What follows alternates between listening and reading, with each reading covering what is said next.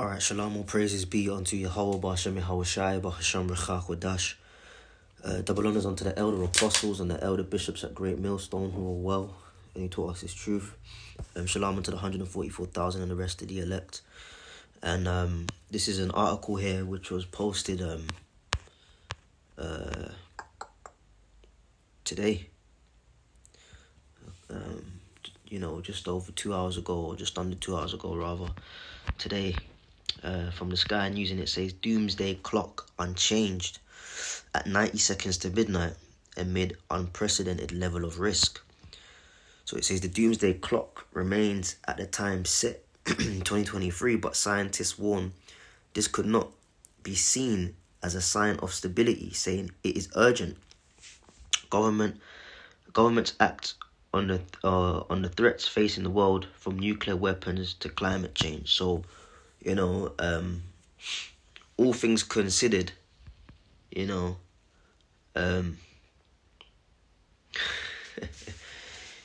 economics, there's a term called ceteris paribus, or some people say ceteris paribus, which means all other things equal in Latin. Let's see if I can pull that up. I remember dealing with that term. Ceteris paribus. Ceteris paribus is a Latin phrase that generally means all other things being equal in economics. It acts as a shorthand indication of the effect one economic variable has on another, provided all other variables remain the same. Well, the doomsday clock essentially goes against the thought and idea of ceteris paribus. All other things aren't remaining equal. Things are actually all over the place, man. And as they said, it ranges from government acts on threats facing the world, from nuclear weapons to climate change. So all other things remaining unconstant and turbulent, unpredictable, as it said, unprecedented times. The doomsday clock has been calculated to 90 seconds to midnight. Okay.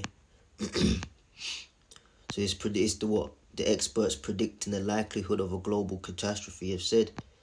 It comes after a year that saw conflict in Ukraine rage on and war in the Middle East flare up. Scientists say there's a continuing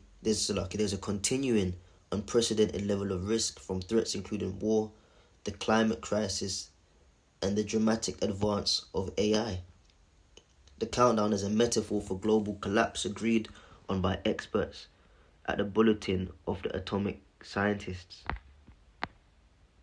In 2023, the clock was set at 90 seconds to midnight, the closest to global collapse it has ever been. Okay, so you kind of get the point. What they're basically saying by their metrics are that, shit could hit the fan. Let's just put it in layman's terms. Shit could hit the fan, any moment. Okay? And it takes into account all the things that's gone on,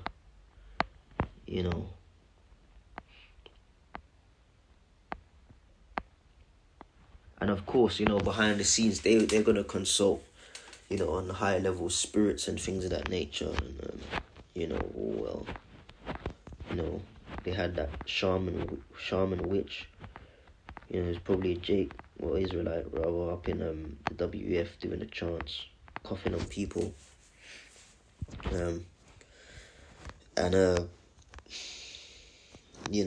They consult all these things, but then Esau, he's also a carnal man, and he needs some sort of metric to calculate things. So his metric is this doomsday clock, man. What we know according to scripture, we've been given the insight on what's what, and how particular things are gonna go down, man. Okay, you've got a doing like this. Isaiah 34.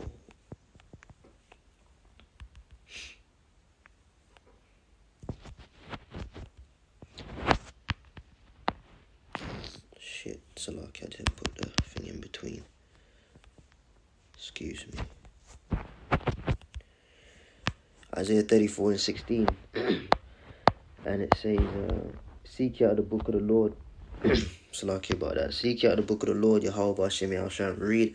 None of these shall fail, none shall want a mate, for my mouth have commanded, and his spirit has gathered them, man. So we go by the metric of the Holy Scriptures, okay? Our metric is the Scriptures, man. You know, that's what we go by. You know, we're told, you know, what's going to happen at the end of time, and we're living in the end of time.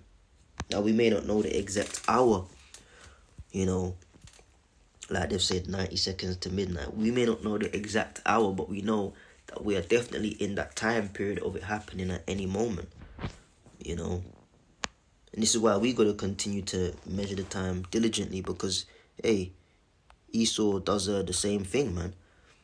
Okay, this is, close on this. This is,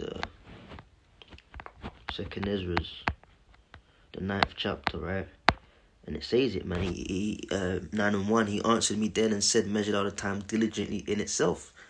So even Esau's measuring, man, you know, which shows you that he's at the end of his kingdom. In his own kingdom, he's got to measure when shit can hit the fan. Come on, man. Do you think we're ever going to do that in our kingdom?